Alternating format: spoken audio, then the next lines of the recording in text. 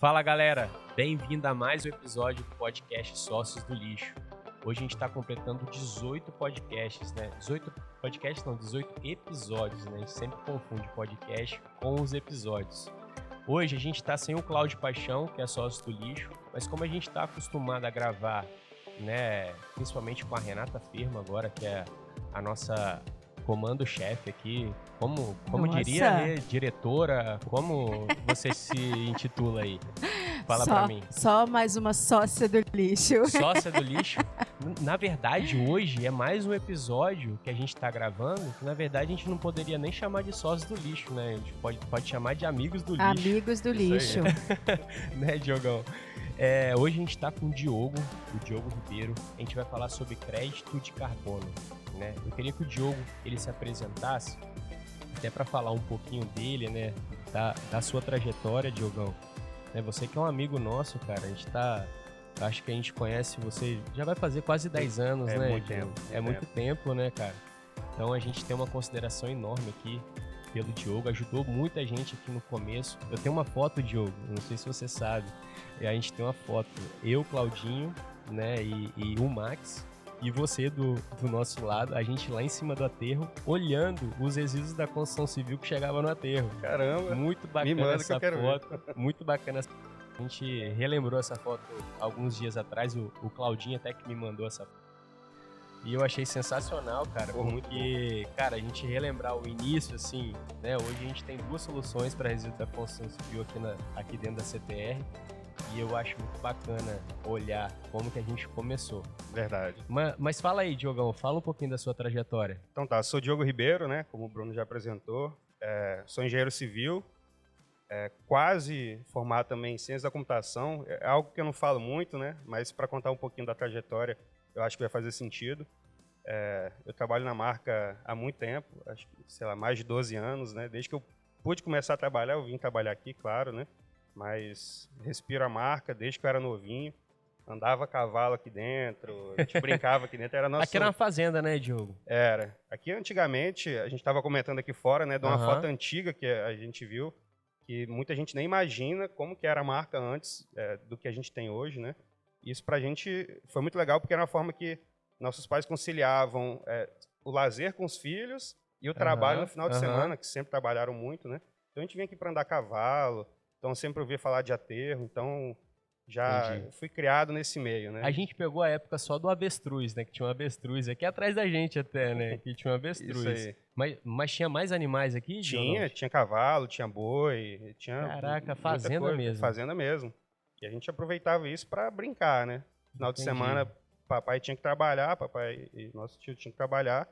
E a gente ficava brincando aqui, andando a cavalo. E já demos dor de cabeça pro pessoal aqui pra caramba. Mas é isso. E aí eu comecei aqui, né, como eu falei da computação, eu comecei trabalhando com isso. Eu, desde novo, era o que eu gostava, sempre gostei de tecnologia.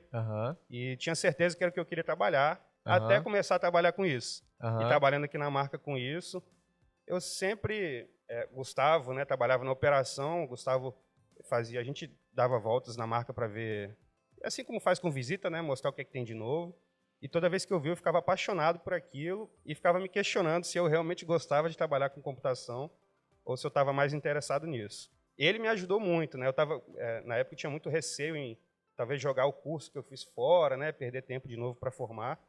Mas foi a melhor decisão que eu fiz. O Gustavo me ajudou muito nisso.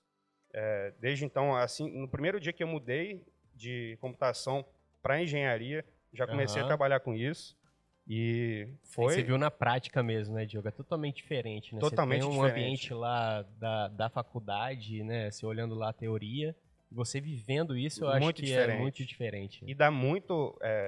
você comparando com os seus colegas de sala, você vê a diferença que a experiência profissional agrega, né, para você, né? Perfeito. Então, isso para mim foi muito bom.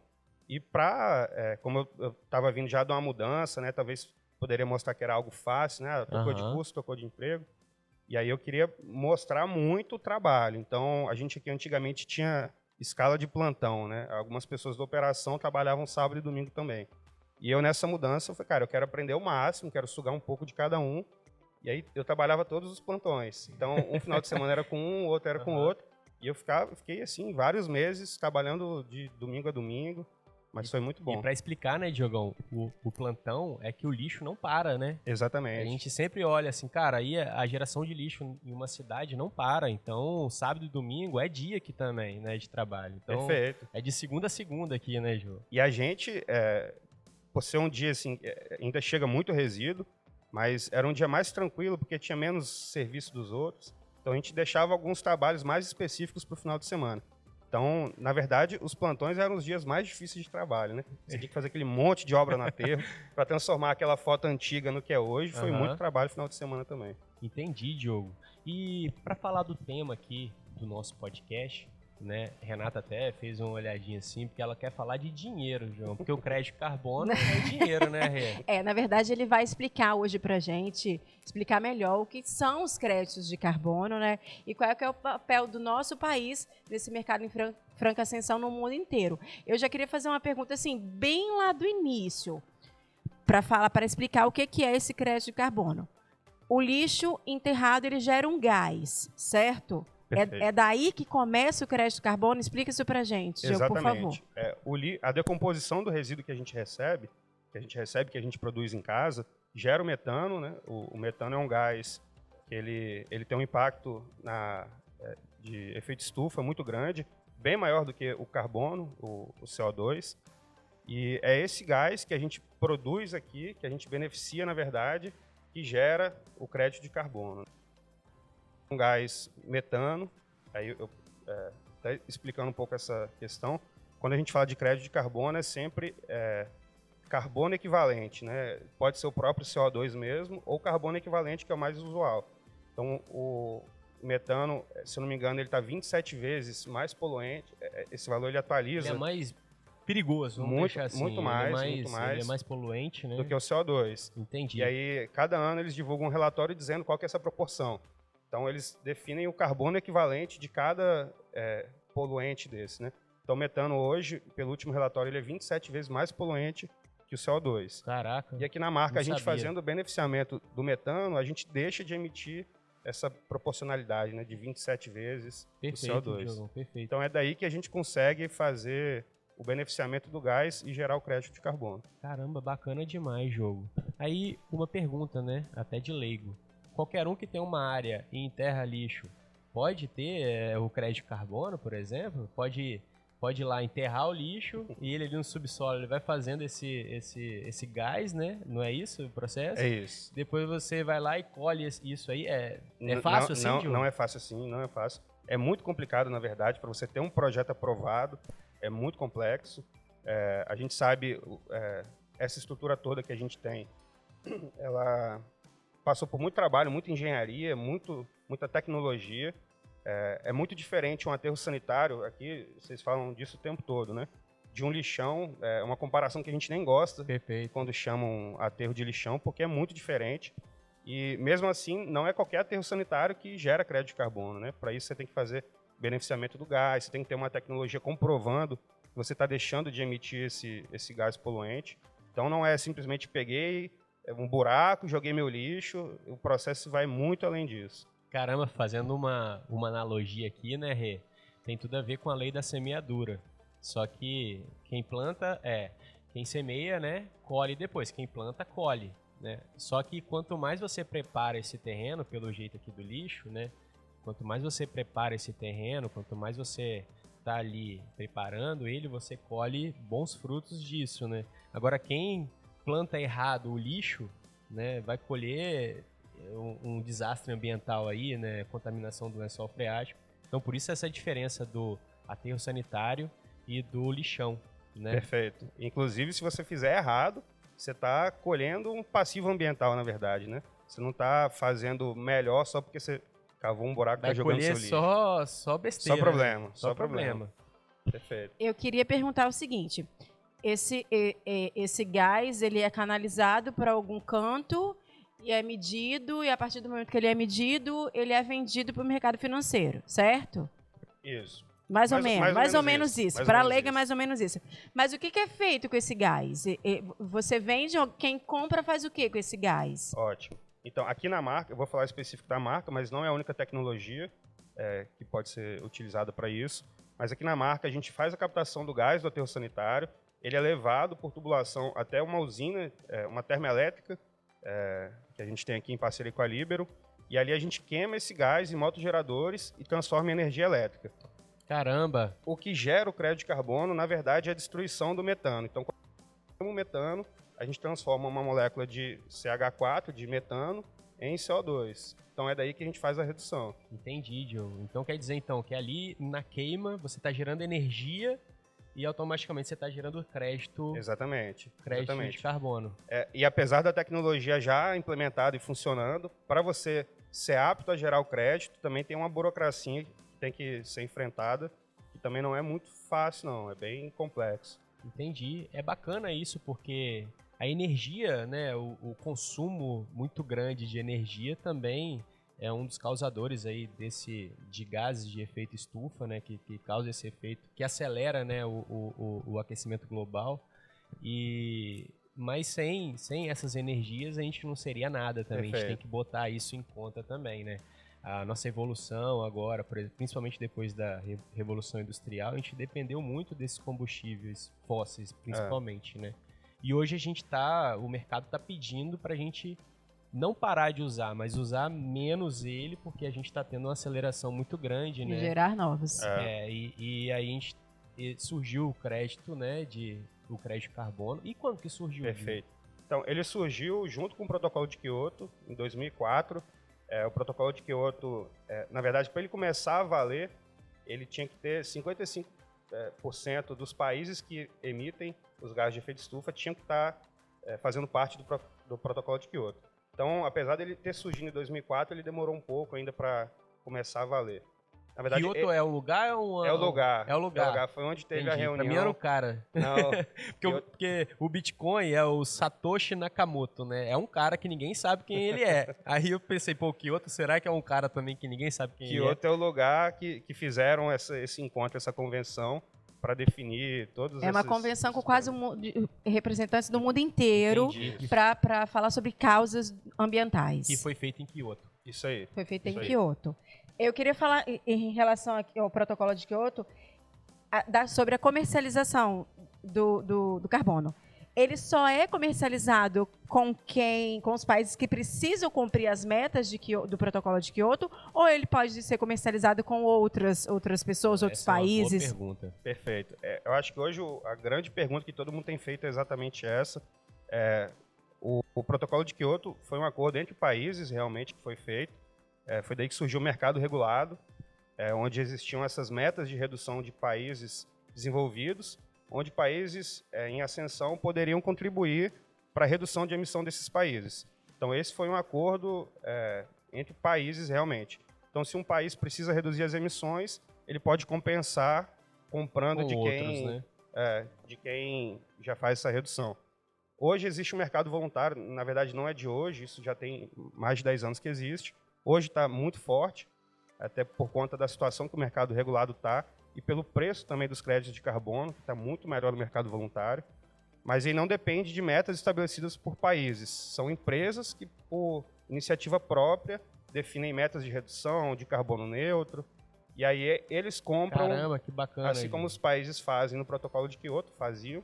Hoje as empresas fazem isso. Então você pega uma grande indústria que polui muito, ela fala assim, eu quero reduzir minha emissão, só que a minha operação em si ela não consegue ser carbono neutro. Então, para compensar, eu compro o crédito de quem está sobrando, né?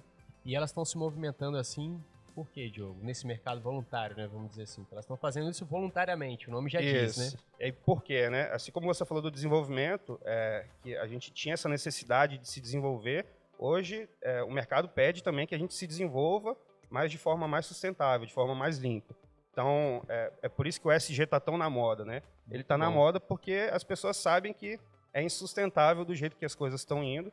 E aí, por conta disso, de mercado principalmente, cobrar essas iniciativas que as empresas estão fazendo.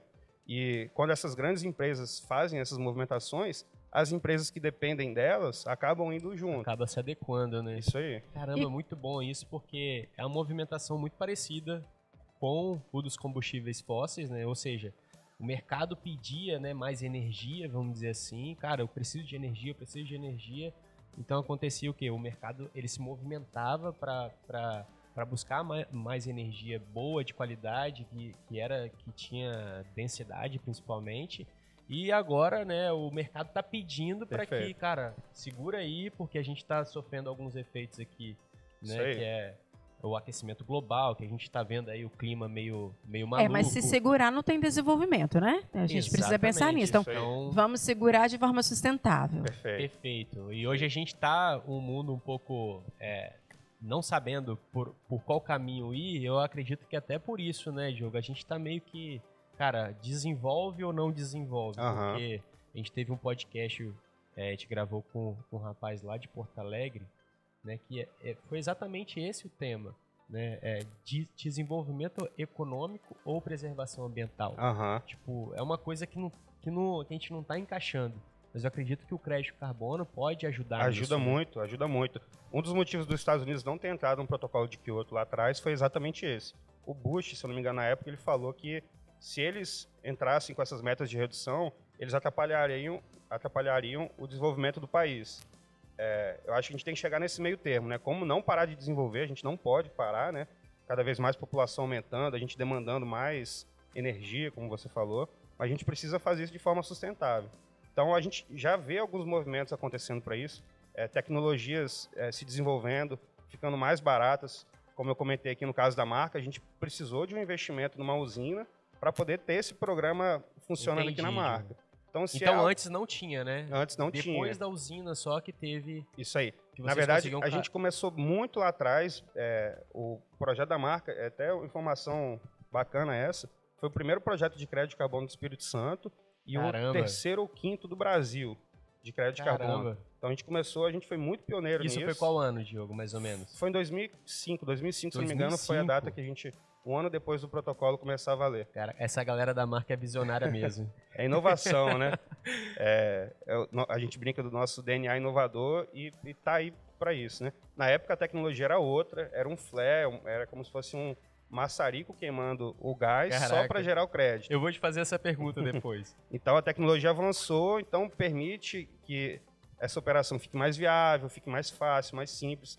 Então, o que eu vejo que, para a gente não atrapalhar o desenvolvimento, mas fazer isso de forma sustentável, é a gente também avançar com tecnologias para que seja mais barato, mais simples, mais acessível. E aí a gente consegue desenvolver de forma sustentável. E quanto que vale esse crédito? Como que funciona isso? Isso duas perguntas, né? E volta em dinheiro para vocês, em espécie mesmo? Renata quer saber do dinheiro, você quer saber quanto que é logo. Mulher gosta do dinheiro, gente. Vocês não estão entendendo. A gente também gosta. Não é que a gente não gosta. Eu quero saber como que vai ganhar o dinheiro. Então, essa pergunta talvez é a pergunta mais difícil de ser respondida, porque não existe uma cotação do crédito de carbono, né? No mercado regulado, talvez fosse até mais fácil disso ser medido, e já até se buscar na internet você acha um histórico do preço do mercado regulado, mas no mercado voluntário não existe essa fixação de valor. Essa negociação é feita entre particulares e vários fatores pesam... O mercado mesmo ele vai se regulando, né? Isso. Jogo. Até uma coisa que é interessante, o crédito de carbono ele não é o mesmo para qualquer operação. Aqui a gente gera a partir da queima do metano do lixo. Tem uma outra forma da gente também gerar crédito de carbono, reflorestando alguma área e fazendo a captura. Isso é uma informação muito boa. Existem outras maneiras de você captar esse crédito? Vários projetos, e cada projeto tem seu valor. Então vamos supor que eu sou uma empresa que quero comprar crédito de carbono de alguém que reflorestou uma área, que tem um apoio social também, que as pessoas cuidam. Então esse crédito vale mais do que um outro crédito. Então, não existe um valor, assim, padrão do crédito. Fixo, né? Mas volta em espécie. Volta, perfeito. Esse valor aí, ele está mais ou menos de 3 a 4, 5 dólares, o crédito de carbono, um crédito. E esse valor... Um crédito equivale a, por exemplo, para vocês aqui, Diogo, equivale a quanto de queima ali Então, um crédito de carbono, assim, de forma bem simples, ele é 1 tonelada de carbono equivalente removida da atmosfera. E isso é quanto de lixo? Mais ou menos. Então, a relação do lixo agora de cabeça eu não sei, porque, como eu falei, tem aquela deve ser uma conta medida, muito sinistra, né? Ela não é tão exata, né? Porque 1 tonelada de lixo gera tantas toneladas de metano, e o metano, depois de queimado, ele se converte em tanto de CO2. E da mesma forma, você tem algumas variáveis que ponderam essa conta. Então, por exemplo, se eu queimar no flare, eu gero menos crédito do que se eu queimar no motor. Então, a gente tem que fazer todos esses balanceamentos. O que é flare? Saber.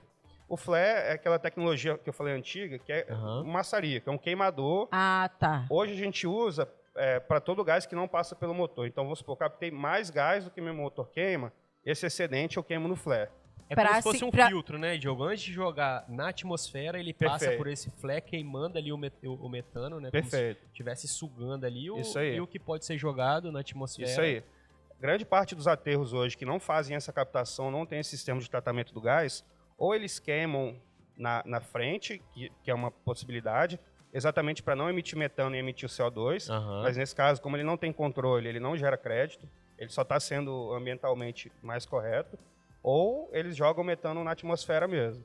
Caramba, bicho. Então, se for olhar quantos projetos tem desse de aterros sanitários hoje no Brasil que fazem essa captação, essa queima, né, do metano? Hoje tem crescido muito, né? Eu não sei o número exato agora de quantos projetos, inclusive que estão certificados, né? Porque além do cara ter o tratamento, ele tem que ter a certificação, que também não é simples, mas tem crescido muito. Notícias aí o tempo todo falando de novas usinas, leilões que estão acontecendo para a energia renovável, inclusive do resíduo.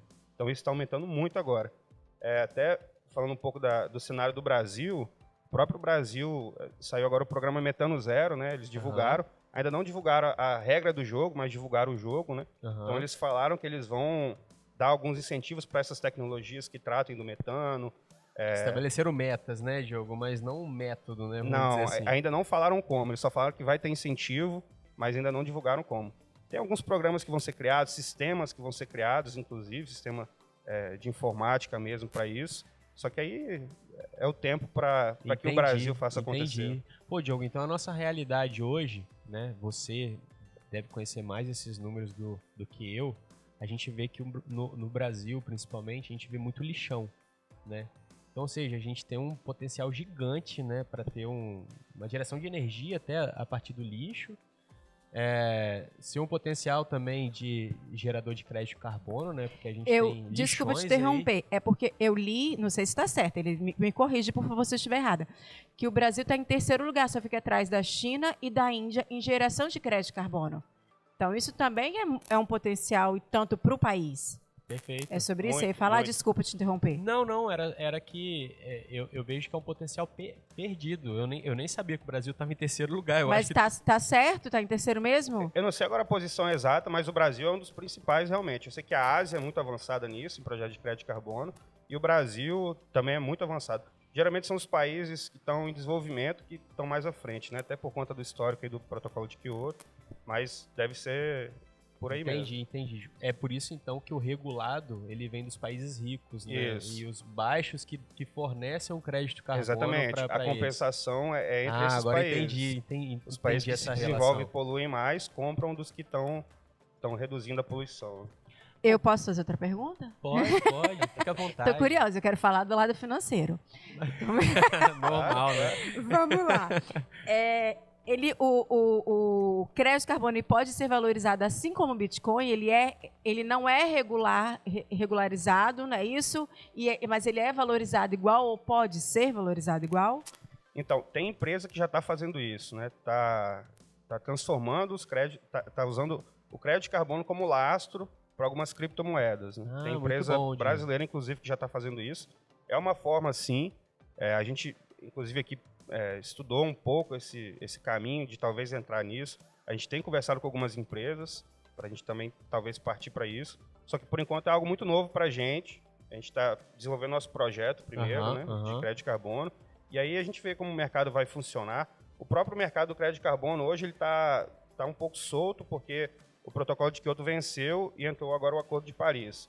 Mas também não está definido como que vai ser feito a regra do jogo. Esse é do mercado voluntário, né, Diogo? Não, o Acordo de Paris é o regulado. Entendi. E o voluntário é aquele que as empresas vão lá e o mercado ele... Então esse seria o do Bitcoin, vamos dizer assim. Então, é uma moeda totalmente descentralizada que não existe ninguém ali comandando ela. Simplesmente Perfeito. o mercado dá o valor Isso. do Bitcoin. Do Bitcoin. E o crédito do carbono, não. Não. É mais... Não, é aquilo que ele explicou. O crédito carbono, existe um mercado voluntário em que as empresas dão um valor, né? Não é, Diogo? Isso. Existe até uma dificuldade de precificar, né? Isso. Porque, por exemplo, você gera seu crédito de carbono. Você é meu amigo, você nasceu no mesmo lugar que eu, do Espírito Santo e tudo mais. Perfeito. E eu quero compensar minhas emissões. Eu falo, pô, Bruno, me vende o seu, porque eu vou até mostrar que eu estou incentivando o local, que eu não vou comprar isso da Ásia, eu quero comprar de alguém que é meu amigo. E aí eu vou te pagar, sei lá, $7. Isso. Então eu que dou o valor e você que dá o valor. É isso aí. Não existe É uma troca, regra para é uma isso. troca Entendi. mesmo, entendeu? Não existe regra. Já o regulado, existe uma regra, né? Isso, aí já é um mercado, como o nome diz, ele é regulado, né? Ele não Perfeito. regula os valores, mas ele tende a ser um pouco mais, vamos dizer, estruturado, né? Não é estruturado a palavra certa, não. Mais Mas ou ele menos tem que ser isso. mais controlado. Eu gosto muito desse modelo aí de voluntário, né? Porque eu Ah, sou é? muito adepto a essas moedas livres, né? Hoje a gente tem as moedas fiduciárias, né? Que são comandadas pelo Estado, o real, o dólar e tudo mais. Inclusive a gente tem uma inflação gigante aí. E tem as moedas que são as criptomoedas, né? Que cripto já diz, né? A criptografia surgiu lá na guerra, onde o pessoal fazia comunicação onde ninguém interrompia, né, essa ligação entre eu e o Diogo, por exemplo, ninguém poderia interromper. Até no nosso WhatsApp também aparece, né, mensagem criptografada. Então, ou seja, a criptomoeda é uma troca entre eu e o Diogo só e ninguém pode interromper. O Estado não pode interromper isso. Então, eu sou um pouco adepto a essa ideia, porque eu acho bacana demais. E esse exemplo que você deu do crédito de carbono, cara, se for isso, pode ser muito bacana E faz muito sentido, é muito parecido realmente. As negociações, elas não são abertas. Os certificados, eles são abertos. Tanto os projetos quanto os certificados são abertos. Então, se eu tenho um projeto, o projeto nosso aqui da marca, todo mundo que quiser buscar na internet vai achar o projeto todo detalhado. Essas informações são abertas. Bicho. E se você comprou crédito de mim, esse certificado também é aberto. Eu estava consultando esses dias, semana passada, essa semana estava consultando, apareceu lá o iFood, uma compra que o iFood fez, uma compra grande de créditos. Caramba, que massa. E acho que todo mundo já deve ter visto lá quando pede no iFood e fala que está compensando a emissão de carbono, né? Olha aí, Rê. E aí, parece no aplicativo direto mesmo. E realmente eles estão compensando, né? Caramba, que massa, Diogo. A emissão de carbono do iFood seria o quê? Das motos? Isso, da entrega. E da respiração da pessoa, né? Que é mínima também, não? Respiração? Eles fazem... Então, existe carbono através da respiração? Não, existem várias formas. A gente, como ser humano, a gente polui de várias formas. A gente... Quando a gente vai fazer Eu li sobre as vacas, né? Isso. Que é o mesmo metano que origina do lixo As vacas também produzem. É isso. Tudo que a gente faz polui. A gente está tomando banho, está usando água, a gente está poluindo. A gente comprou uma embalagem, alguma coisa vem na embalagem plástica. Se você for pegar essa cadeia produtiva toda, em algum momento você teve emissão de carbono. Entendi. Então, a grande dificuldade hoje, como tem se falado muito de crédito de carbono, a gente precisa também saber das emissões dos países. E aí, para isso, é feito um inventário de gases de efeito estufa. Esse inventário ele tem, vamos dizer, 3 níveis de complexidade. Você tem as emissões diretas da sua atividade.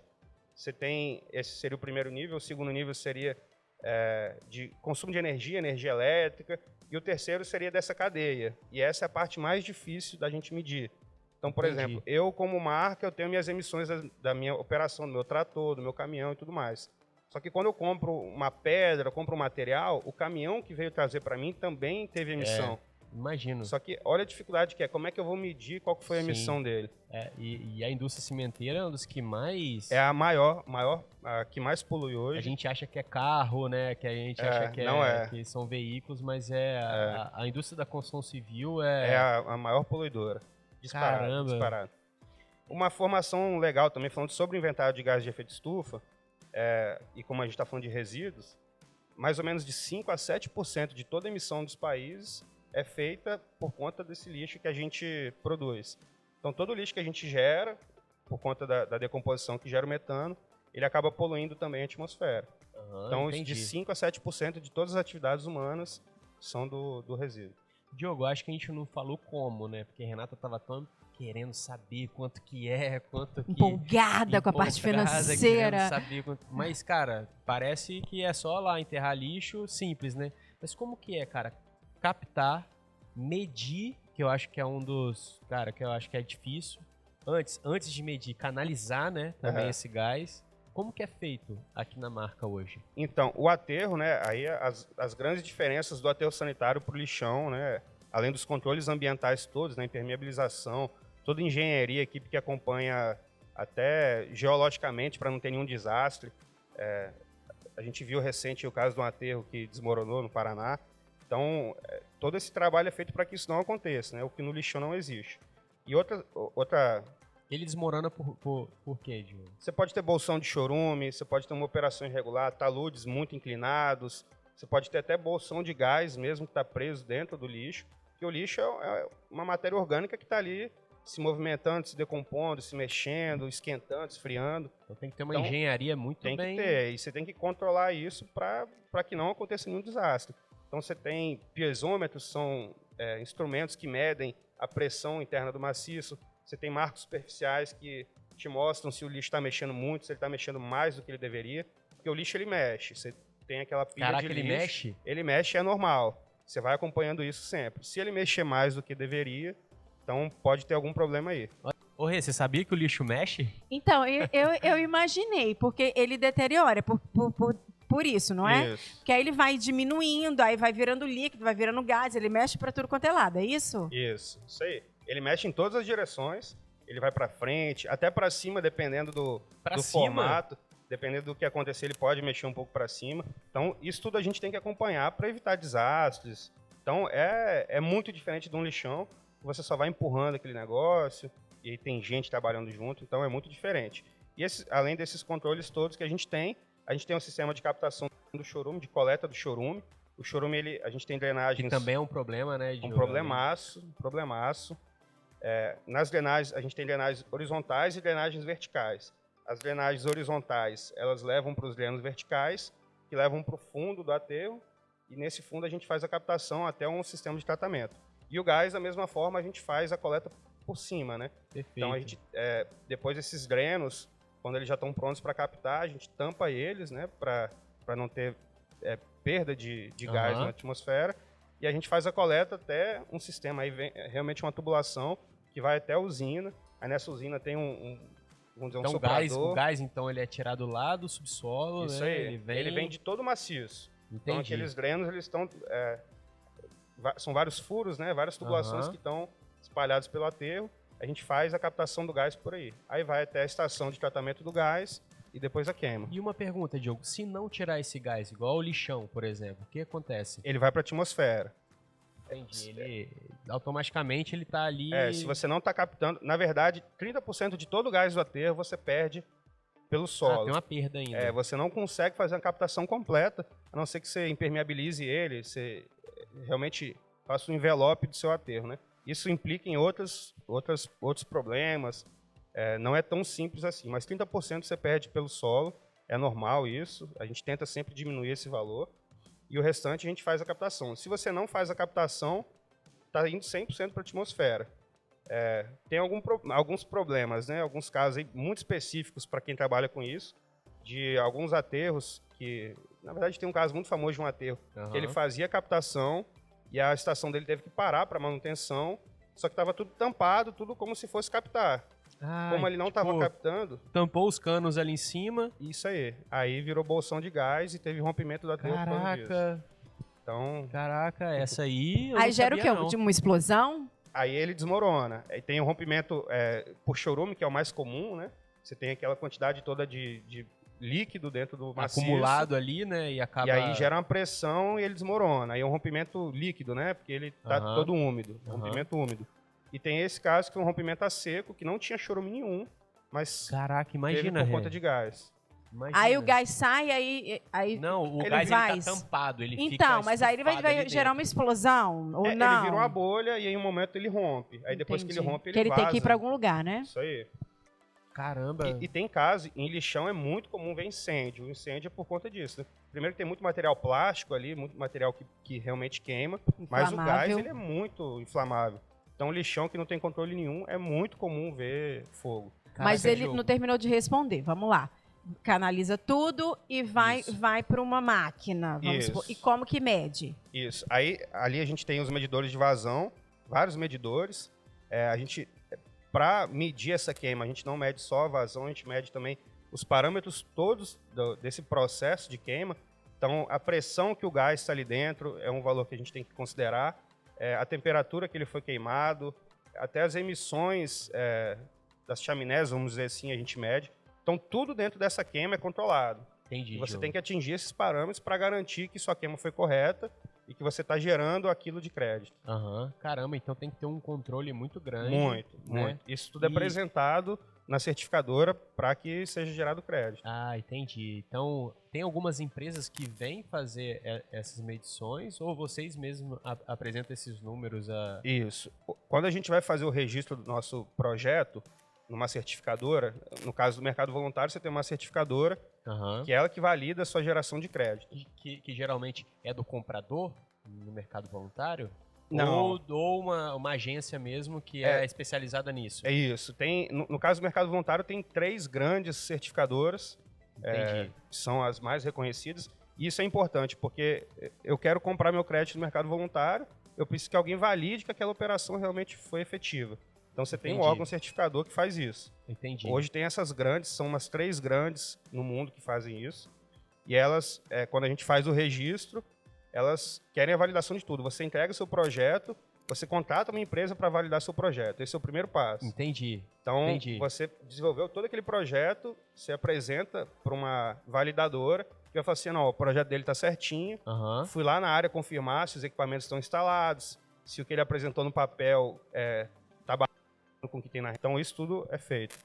E depois tem a verificação dos créditos. Então, além da validação do projeto, eu falei assim, porque você perguntou se é a gente que controla, a gente que mede.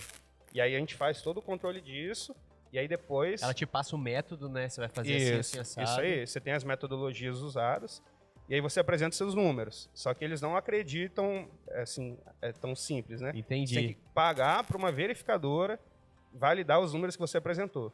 Então eu falei assim, eu gerei aqui, sei lá, 100 mil créditos. Aí eu tenho que contratar uma... Desse crédito, você vai ter que pagar ainda. Você tem um investimento ainda em cima da Você faz a validação do seu projeto, você faz o registro do seu projeto. Para comprovar, né? Isso aí. Então, é algo muito bem amarrado. Aí, no final das contas, fecha a conta, Diogo? Fazer toda essa operação para... Essa pergunta é muito boa também. Não é qualquer projeto que a conta fecha por conta desses custos. São custos muito altos. Os valores são todos em dólar, então a cotação já não está favorável para a gente. São valores altos, então você precisa de um projeto de tamanho razoável para fazer sentido. Tem que ter escala, então. Tem que ter escala. E dependendo do projeto, então, tem que ter muita escala. Por exemplo, reflorestamento é coisa de 1.000 hectares para cima. Você precisa de muita coisa para fazer valer. E aí a gente está falando de área, né? A área é caro, se você for olhar. Isso aí. E todos os problemas que tem envolvido, né? Você cuidar de uma área muito grande... Aí você tem problema de queimada, que isso pode ser negativo para você. Caramba, então é verdade. Não é muito simples. Outras formas de geração de crédito também, de energia. No nosso caso, a gente está convertendo o metano em CO2. Então, é uma forma da gente gerar crédito. Eu posso gerar por energias renováveis. No caso da marca, a gente deixa de emitir metano e está gerando uma energia renovável, né? Uma energia mais limpa. Então, a gente consegue gerar crédito por essas duas fontes. No caso de uma usina fotovoltaica, por exemplo, se você pegar para ver o número certinho, você está deixando de fazer uma emissão de carbono, porque você está deixando de comprar energia suja, energia de termoelétrica. Entendi. Só que, nesse caso, você tem que...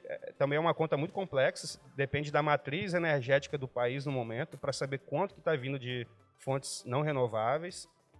Caraca, você depende de um monte de coisa. Um monte de coisa. E aí a escala é muito grande também. Então, para uma usina fotovoltaica, fazer sentido você ter projeto de crédito de carbono de fotovoltaico, tem que ser uma usina muito grande.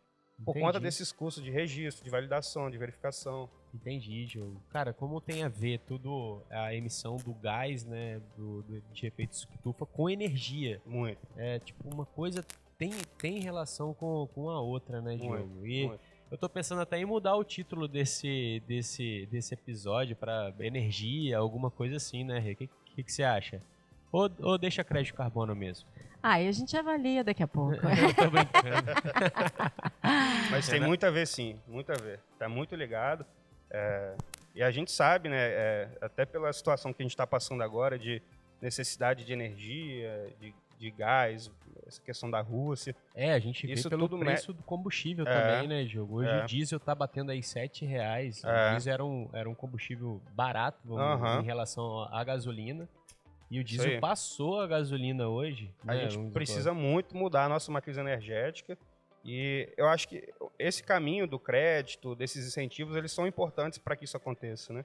Se a gente não tiver esses incentivos, quem é que vai querer investir em algo diferente? Entendi, né? Diogo, entendi, cara. Cara, mas eu gostei muito da explicação do aterro, né? Porque tem muita gente que entende que o aterro é um lixão, né? O aterro sanitário. Então, que é simplesmente, ou é lixão ou é simplesmente enterra de qualquer forma, né? Exatamente, simplesmente enterrar. Ou seja, vocês estão colhendo uma coisa que vocês vêm trabalhando já há muito tempo, né, cara, de estar fazendo o tratamento correto com o solo, né, para vocês poderem enterrar o lixo corretamente, para não ter acidentes, né, igual teve em alguns lugares que você falou, tanto com chorume quanto com o gás. E eu acho isso bacana explicar, principalmente, que aterro sanitário não é lixão. Isso. A gente, falando até um pouco da minha trajetória, nos últimos anos a gente criou novos setores na marca, né, nos últimos 4 anos. Um dos setores foi o de expansão, que foi para controlar os empreendimentos novos que a gente está fazendo Brasil afora. A marca tem 27 anos, já está bem consolidada. E a gente está indo para regiões que vivem a realidade do lixão, né? 40% da população do Brasil ainda tem seu lixo destinado em lixão. E a gente tem sentido nesses lugares, é muito engraçado, porque as pessoas veem essas movimentações todas seja de crédito de carbono, de energia renovável, de sustentabilidade, só que eles vivem com lixão ainda. E aí ele já acha que a empresa vai chegar colocando tudo, o que a marca fez em 27 anos vai colocar em 1 ano ali. É difícil, né? É muito difícil. Você tem que, para você subir a escada, você tem que passar degrau por degrau, né? Então a gente, no Brasil, tem que resolver primeiro essa realidade. E a gente sabe, né? Se 40% de todo o lixo está indo para lixão ainda, então você pensa a poluição que isso também não está gerando, gigante, o problema, né, que está gerando. Gigante. Não, eu acho bacana essa conta, por exemplo, se valer mesmo a pena do crédito carbono, por exemplo, se fechar bem a conta, cara, quantos aterros sanitários podem surgir por causa do crédito de carbono? Com certeza. Né? Pode ser esse movimento contrário aí. Com certeza. Hoje o crédito de carbono é visto como receita acessória ainda, né? A maioria das empresas não consideram isso nas contas. E o que eu tenho falado muito para todo mundo que eu converso sobre esse tema é que eu acho que isso vai começar a entrar na conta para viabilizar alguns projetos. Bacana demais. Então, conforme o valor do crédito for melhorando também, aí vários projetos vão surgir. E aí a gente tem 2 formas, né? O mercado regulado ou o mercado voluntário. O Brasil tem feito essas movimentações, ele inclusive quer criar uma espécie de mercado interno, assim como na União Europeia existe, alguns países têm esse mercado interno, o Brasil está se movimentando também para fazer isso. Não que o Brasil vai ser um certificador, ele já falou que ele vai aceitar as certificadoras do mercado voluntário, só que o Brasil vai começar a oferecer alguns incentivos, algumas melhorias, né? Pô, muito bom. Aí são isso. as cenas dos próximos capítulos que eu tô muito ansioso para ver. Cara, esperamos, cara, pra gente ter aterro aí em tudo quanto é lugar do Brasil. O aterro que é a primeira barreira, né? O Ronan que fala muito sobre isso aí. Fala que o aterro é a primeira barreira ali de proteção ao meio ambiente. Isso aí. E vale lembrar, galera, que aterro sanitário não é lixão, tá? O Diogo amor de explicou Deus. tudo aqui. Cara, o trabalho que dá uma obra de engenharia, assim, gigante, uma movimentação gigante, né? E, inclusive, lá no começo ele falou, né, que, cara, o lixo não para, ou seja, tem plantão sábado e domingo, feriado, qualquer dia é dia pro lixo, né? Todo mundo gera lixo. Então a dificuldade, o trabalho é Inclusive, gigante. final de semana a gente gera mais. Exatamente.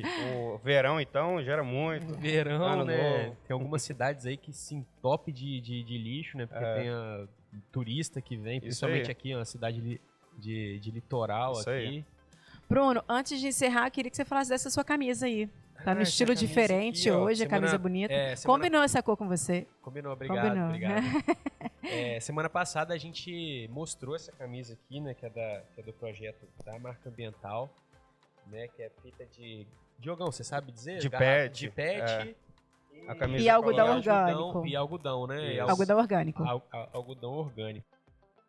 E o mais bacana dessa camisa é que, cara, toda a receita dela é convertida para os projetos da marca ambiental, né? Aqui Projetos sociais. Os projetos Isso. sociais aqui da região, principalmente aqui de Nova Rosa da Penha. Isso aí. Né? Então, cara, é uma camisa bonita, muito boa de vestir. Confortável. Chega o microfone pro lado pra gente dar uma olhada. Tem Modelo. outras estampas, viu, gente? Outras cores. Tem outras cores. E é Isso isso aí. aí, galera. Eu acho que o papel nosso é exatamente esse, de fazer diferença, né? E quem quiser ajudar aí os projetos da marca ambiental, principalmente aqui no bairro de Nova Rosa da Penha, compra essa camisa, acho que vale a pena, porque até pelo material, muito boa e bonita pra caramba. Né, Rê? Obrigado, É isso aí. De nada. Presente. Tiago, muito obrigado pela sua participação no nosso podcast, viu? Seja muito bem-vindo, obrigado e volte sempre. As nossas portas estarão sempre abertas para você, se tiver novidade. A gente sabe que a marca vive colocando inovação, tá no DNA. Então, se tiver qualquer coisa diferente, você volta, chama a gente que a gente bate outro Maravilha. papo. Foi um prazer falar. E falar primeiro da marca, para mim, é sempre uma honra, um orgulho falar. E esse assunto está em alta, é um assunto que está todo mundo comentando e pouca gente entende, porque é muito novo, muita coisa surgindo. Então, contem comigo aí, qualquer assunto que precisar. Pô, Diogo, cara, pra mim tinha que gravar uns 5 podcasts aqui, porque a gente viu que não dá tempo, né? Renata até tava brigando com a gente aqui. 50 Já tá minutos. estourando o tempo. Já estourou o tempo e tudo mais. Mas, cara, eu já deixo o convite aberto aqui pra gente falar mais sobre crédito de carbono, se tiver alguma mudança, ou pra gente falar mais mesmo sobre o assunto, que eu acho que a gente só falou bem superficial, né? A gente não se aprofundou ainda no tema. Mas fala pro pessoal, Diogo, aonde a gente encontra você, se você quiser deixar o seu contato, ou no próprio Instagram da marca, talvez. Maravilha. No Instagram da marca deve ter alguma publicação, mas o meu também, diogo.fribeiro. Podem mandar pergunta, mensagem, qualquer coisa, eu respondo lá também. Legal, Diogão. O editor vai botar aqui embaixo aqui Maravilha. o Instagram do Diogo. Diogo, obrigado. E agora vai virar amigos do lixo, tá, galera? Porque sócios... Isso aí. Vai além de sócio. Vai além de sócio. Galera, obrigado. Até o próximo episódio. Tchau, tchau. Tchau.